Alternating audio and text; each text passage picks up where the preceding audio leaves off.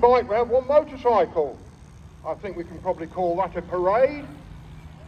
If there's any more motorcycles want to come into the arena, that would be absolutely wonderful. Some more coming in, perfect.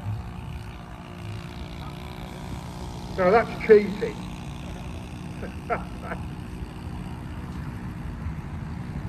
It should be pedalling it.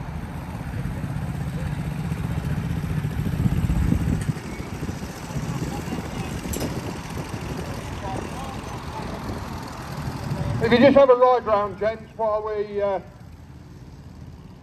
got plenty of time to fill, and hopefully we're going to get some more in the arena. I don't know if the marshals over there can see me or hear me, if we've got any more motorbikes want to come into the arena.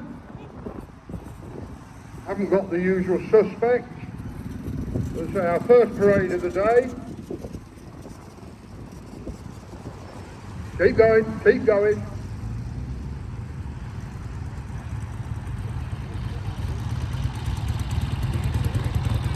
Really don't know whether we're going to get any more in. Oh, nice bike there.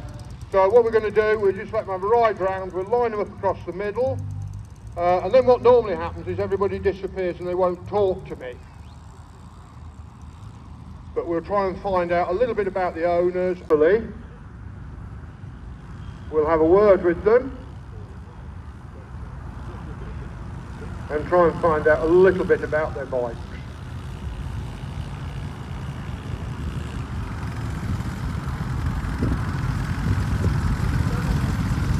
Perfect, absolutely wonderful.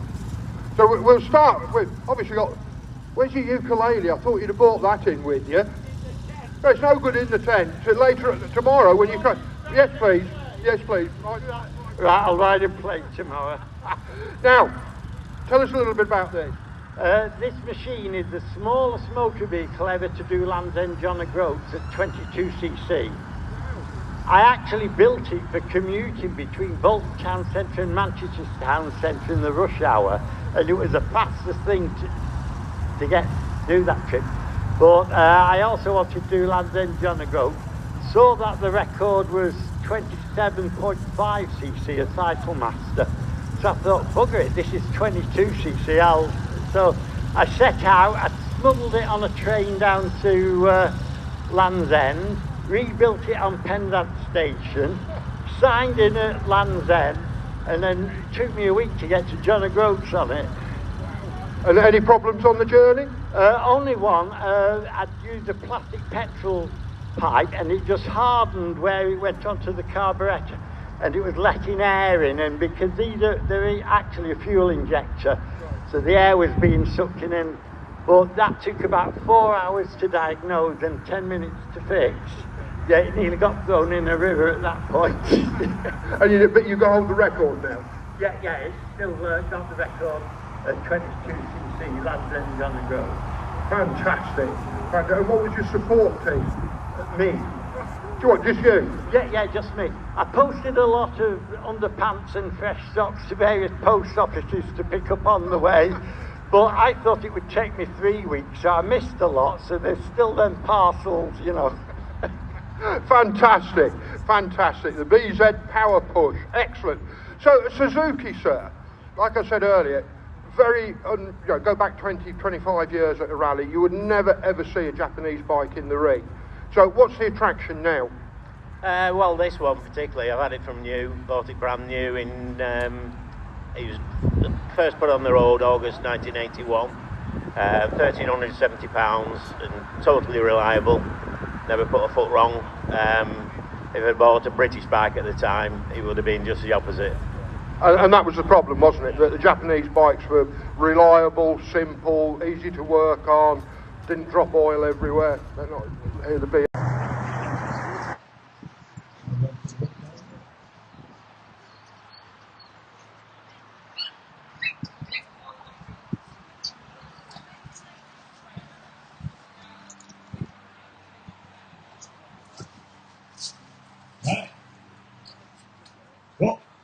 One, two, three, four.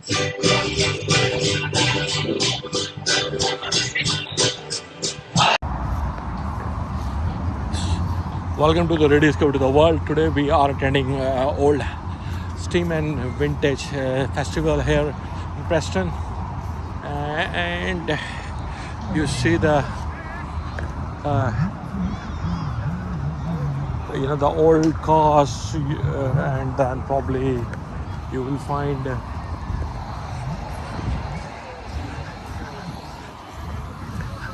the old cars, and so many activities going on here.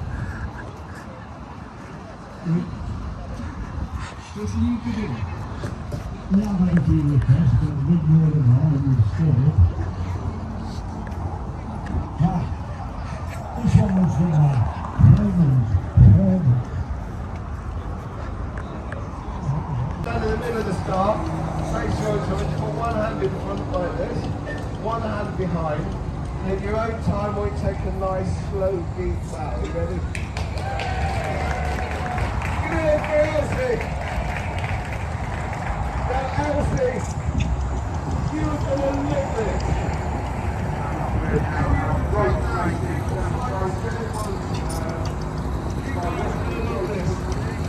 When you see this, you're going to say to yourself, I really want to have a go at that.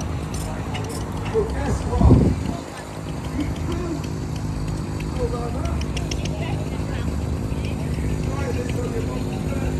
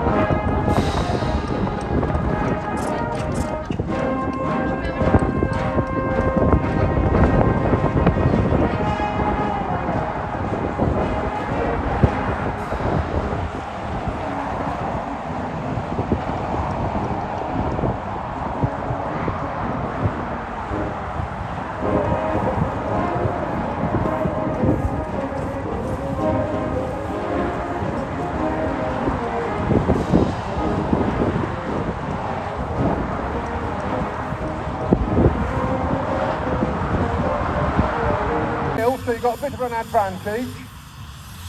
So If you've got some full donations, hand over really good. And it is quite unusual to see everything in a line like this at a land. So I think that is a really good thing to take place.